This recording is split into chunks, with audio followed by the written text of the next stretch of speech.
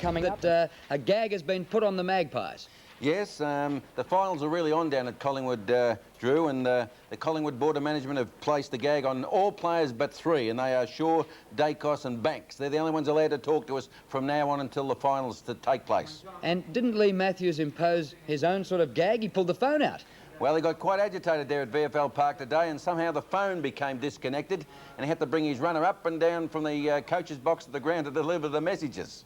But Essendon's still not without a chance, and Kevin Sheedy hasn't given up hope. Kevin hasn't given up hope. He's off to Perth tomorrow, I believe, to do some recruiting. But he said this season you never know what could happen.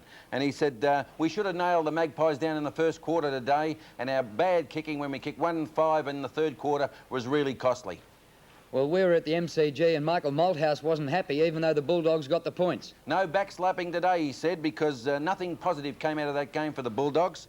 And he said you can't be a good side playing 15 minutes of football. We're just too inconsistent. Yeah, it might have been expensive for percentage. And it was nearly a riot in the Melbourne rooms. Well, not a riot, but some angry supporters got into the rooms after the match, and really it was nasty there for a while. They were calling out, "Why aren't you playing like you did 12 weeks ago?" and saying a few worse things than that, Drew.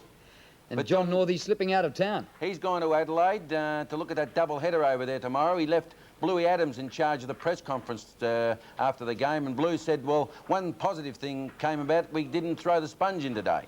And I believe there's some sort of a talent quest on tonight, and maybe it's a talent quest that John Northey's going to Adelaide for. No, there's a talent quest down at the old Fitzroy ground for the Demons, and I believe that Healy and Bailey are going at the Blues Brothers, so that's quite appropriate tonight.